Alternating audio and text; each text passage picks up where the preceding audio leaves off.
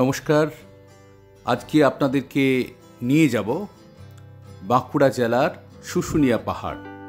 এটি ভারতবর্ষের পশ্চিমবঙ্গ রাজ্যের দক্ষিণ পশ্চিমে অবস্থিত জেলা বাঁকুড়া।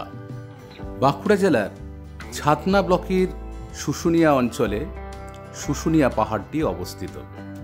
এটি বাঁকুড়া শহর থেকে 15 কিলোমিটার দূরে এবং ছাতনা থেকে 10 কিলোমিটার দূরে অবস্থিত।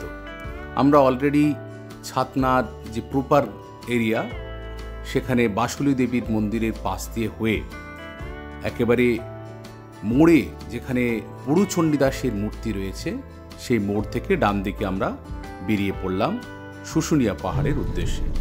সামনে একটা রেলগেট ক্রসিং রয়েছে, তারপরে বাঁদিকে বিডিও অফিস এবং সোজা রাস্তা।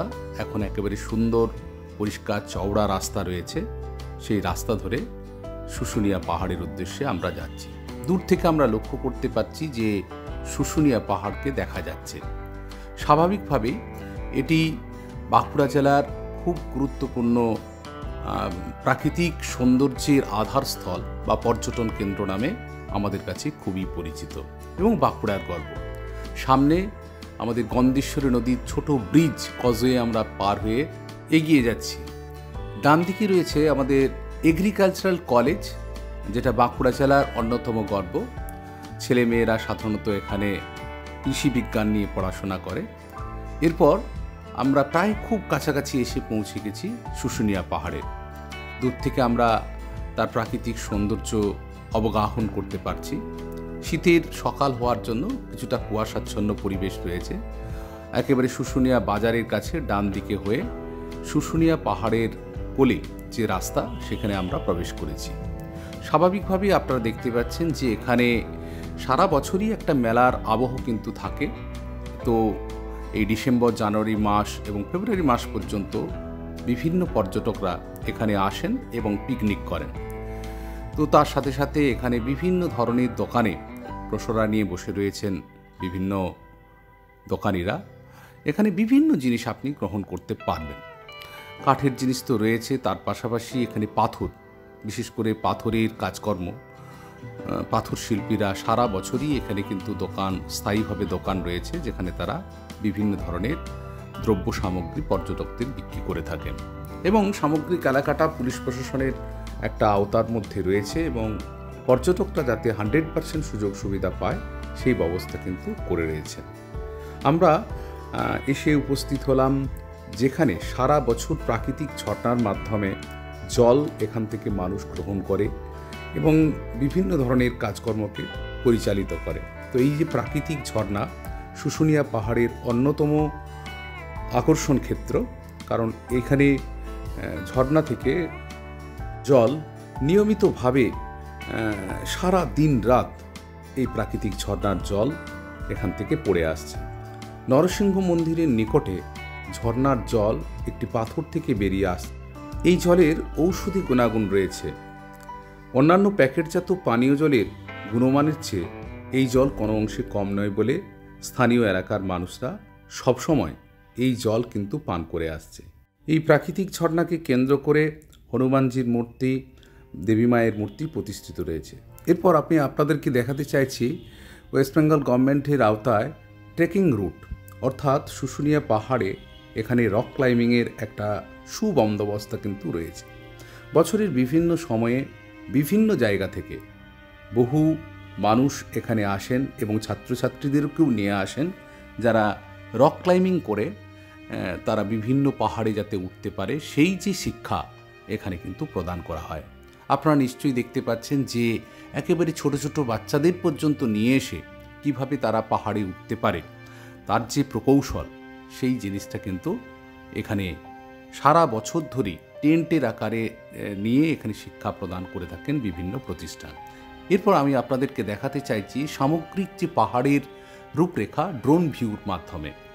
আপনারা দেখছেন যে বিভিন্ন পর্যটকেরা এসেছেন, পিকনিক করছেন এবং পিকনিকের জন্য আলাদা যে জায়গা এবং বাস বা গাড়ি পার্কিংয়ের যে ব্যবস্থা, সেটা সুন্দরভাবে পুলিশ প্রশাসনের মাধ্যমে কিন্তু করা হয়েছে। এই শুশুনিয়া পাহাড়ের যে প্রাকৃতিক সৌন্দর্যের মধ্যে অন্যতম জায়গা করে নিয়েছে এখানকার বিভিন্ন ধরনের স্বাভাবিক উদ্ভিদ। স্বাভাবিক উদ্ভিদের বিভিন্ন পর্যায়ে এখানে এলাকাটিকে আবৃত করে রেখেছে এবং স্বাভাবিকভাবেই এই জায়গার যে সৌন্দর্য সেটাকে কিন্তু বৃদ্ধি করেছে। এই প্রাচীন পাহাড়টি বর্তমানে ক্ষয়জাত পাহাড়ে পরিণত হয়েছে। এখানকার প্রত্নতাত্ত্বিক গুরুত্ব অত্যন্ত বেশি, কারণ এখানে বিভিন্ন সময় জীবাশ্মের উপস্থিতি লক্ষ্য করা গেছে এবং তার পাশাপাশি এখানে বিভিন্ন ধরনের প্রত্ন সামগ্রীও পাওয়া গেছে, যে কারণে এই শুশুনিয়া পাহাড় খুবই জনপ্রিয়তা লাভ করেছে প্রত্নতাত্ত্বিক দিক দিয়ে এবং জীবাশ্মের উপস্থিতির দিক দিয়ে। আমি আপনাদেরকে দেখানোর চেষ্টা করছি পুরো এলাকাটি এক প্রাকৃতিক সৌন্দর্যে পরিপূর্ণ রয়েছে। বিস্তীর্ণ ভূমিভাগ, এই যে শুশুনিয়া গ্রাম, তার পাশাপাশি যে বিস্তৃততম রাস্তা এবং পাহাড়ের সবুজায়ন আপনাদেরকে অবশ্যই মুগ্ধ করবে। এখানে থাকার জন্যও উপযুক্ত ব্যবস্থা রয়েছে, সেগুলি আমি আপনাদেরকে পরবর্তী সময়ে দেখানোর চেষ্টা করছি। আপনারা লক্ষ্য করুন যে পাহাড়ের উপরের দিকে আমরা যত ওঠার চেষ্টা করছি সেখান থেকে সবুজের যে সমারোহ সত্যিই আমাদের সকলকে একটা আনন্দ প্রদান করছে। এই শুশুনিয়া পাহাড়ের সৌন্দর্য, এই শুশুনিয়া পাহাড়ে আসতে গেলে আপনাদের আকাশপথে এখন বর্তমানে কলকাতার নেতাজি সুভাষচন্দ্র বসু আন্তর্জাতিক বিমানবন্দরের পাশাপাশি অন্ডালে কাজী নজরুল ইসলাম যে বিমানবন্দর রয়েছে সেখানেও আপনারা নেমে গাড়ি করে সহজেই এখানে আসতে পারেন। এছাড়া কলকাতা থেকে ট্রেন প্রায় প্রতিদিনই এখানে রূপসী বাংলা বা পুরুলিয়া এক্সপ্রেস, বাঁকুড়া শহর বা ছাতনা স্টেশনেও কিন্তু এখানে নেমে গাড়ি করে শুশুনিয়া পাহাড় কিন্তু আসতে পারে। এছাড়া সড়কপথে আসানসোল, দুর্গাপুর, বর্ধমান, পানাগড় বিভিন্ন এলাকা থেকে বাঁকুড়ার উদ্দেশ্যে এসে সহজেই এই শুশুনিয়া পাহাড়ে আপনারা 2-1 দিন কাটিয়ে যাওয়ার যে সুযোগ সেটাকে কিন্তু গ্রহণ করতে পারবেন। আমি আপনাদের দেখানোর চেষ্টা করছি পুরো পাহাড়টির যে অপরূপ সৌন্দর্য, কিছুটা আমি আপনাদের সামনে তুলে ধরার চেষ্টা করছি। দূর থেকে তোলা হয়েছে, এ কারণেই অনেকটা গাছপালা ছোট ছোট মনে হচ্ছে। তো পুরো ভিউটাকে আপনাদেরকে দেখানোর চেষ্টা করছি। তো কিভাবে আপনারা আসবেন সেটা আমি আপনাদেরকে বললাম। তো আপনারা আসুন, বাঁকুড়া জেলার এই অন্যতম পাহাড় শুশুনিয়া পাহাড়কে আপনারা খুব কাছ থেকে দেখতে পাবেন এবং এনার যে প্রাকৃতিক সৌন্দর্য সেটাকে উপভোগ করতে পারবেন। আমি আরেকবার দেখানোর চেষ্টা করছি নিচের দিকের যে সৌন্দর্য, অর্থাৎ এখানে নিচের দিকে প্রচুর পরিমাণে যে গাছের সমারোহ, সবুজায়নের যে সৌন্দর্য, সেটা এখানকার ভূমিভাগকে একটা পরিবেশ তৈরি করেছে, যে পরিবেশটা সকলের কাছে খুবই আনন্দদায়ক হবে। দূরে দেখতে পাচ্ছেন যে বিভিন্ন ধরনের জলাশয় রয়েছে, সেখানে চাষের জন্য কিছুটা জল ব্যবহার করা হয় এবং এখানকার মৃত্তিকা কিছুটা কাঁকুড়েযুক্ত হওয়ার জন্য সারা বছর চাষবাস করা খুব একটা সম্ভব হয় না। বছরে কেবলমাত্র বর্ষাকালে জলের সুবিধাকে কেন্দ্র করে এখানে কৃষিকাজ করা হয়ে থাকে। দূর থেকে পুরো এলাকার যে একটা অপরূপ সৌন্দর্য সেটা আমরা আপনাদেরকে দেখানোর চেষ্টা করছি। যে দূরে যে একটা রিসর্ট দেখতে পাচ্ছেন, এটা হচ্ছে মরুদবাহা ইকো রিসর্ট, যেটা সাধারণত আমাদের জেলা পরিষদে এবং ছাতনা পঞ্চায়েত সমিতির মাধ্যমে এটাকে পরিচালনা করা হয়। এরপর আমরা স্থানীয় ব্যবসায়ীর মুখ থেকে শুনে নেব এখানকার পর্যটন সম্পর্কে। 25 ডিসেম্বর আমাদের সেল শুরু হয়। আচ্ছা, 26 জানুয়ারি অবধি টার্গেট থাকে, তাতে যেটা টার্গেট থাকে 80% সাকসেসফুল চলে যাবে, 100% হলে খুব বিক্রি হবে। আমাদের 11টা মাস বেকার স্টকে হয়, আর 1 মাসে আমাকে ধার দেনাগুলো মিটিয়ে সব ছাদ করার ইচ্ছে থাকলে সেটা ফাল্গুন মাসের শেষে বছরে একবার। পাহাড়ের কোলে অবস্থান করছে শিবলিবনা গ্রাম, যেটা আদিবাসী অধ্যুষিত সুন্দর গ্রাম, যে গ্রামের প্রত্যেকটা বাড়ির দেওয়ালে রয়েছে তাদের অঙ্কিত বিভিন্ন ধরনের চিত্র সামগ্রী, যা আপনাকে মুগ্ধ করবে। এই গ্রামের পরিবেশ এবং গ্রামের মানুষদের ব্যবহার আপনাদেরকে সত্যিই আনন্দ প্রদান করবে। তাই শুশুনিয়া পাহাড় এলে শুধুমাত্র পাহাড়ের সৌন্দর্য নয়, তার পাশাপাশি যে আদিবাসী অধ্যুষিত গ্রাম শিউলিবানা অবশ্যই ঘুরে যাবেন। গ্রামে সমইথা মঠের মাধ্যমে এখানে একটি বিদ্যালয় স্থাপন করা আছে। এখানকার আদিবাসী ছাত্রছাত্রীরা পড়াশোনা করে। তার পাশাপাশি এই সমইথা মঠ থেকে এই গ্রামের জলের ব্যবস্থা বা অন্যান্য ব্যবস্থাও এখানে কিন্তু রয়েছে। এখানে রয়েছে একটি প্রাচীন শিলালিপি, যে শিলালিপির ঐতিহাসিক গুরুত্ব পশ্চিমবঙ্গ তথা ভারতবর্ষের নিদর্শন তৈরি করেছে। সেই জায়গাটাকে দেখানোর জন্য আমি আপনাদেরকে নিয়ে যাওয়ার চেষ্টা করছি ছবির মাধ্যমে। এখানে অনেকেই আসেন এই শিলালিপিকে দর্শন করার জন্য। রাজা চন্দ্রবর্মন এই স্থানে দুর্গ তৈরি করেছিলেন এবং তিনি এই শিলালিপি এখানে নির্মাণ করে গেছেন। তো স্বাভাবিকভাবেই এখানকার প্রত্নতাত্ত্বিক গুরুত্ব অত্যন্ত বেশি। এরপর আমরা আরও একটি জায়গা আপনাদেরকে দেখানোর চেষ্টা করব। শুশুনিয়া পাহাড় থেকে মাত্র 3 কিলোমিটার দূরে অবস্থান করছে ভরতপুর গ্রাম। আমরা বেরিয়েছি সেই ভরতপুর গ্রামের উদ্দেশ্যে। পটুয়া শিল্পীদের গ্রাম নামেই পরিচিত। একেবারে শুশুনিয়ার কাছেই পাহাড়ের গা বেয়েই এসে আমরা উপস্থিত হলাম।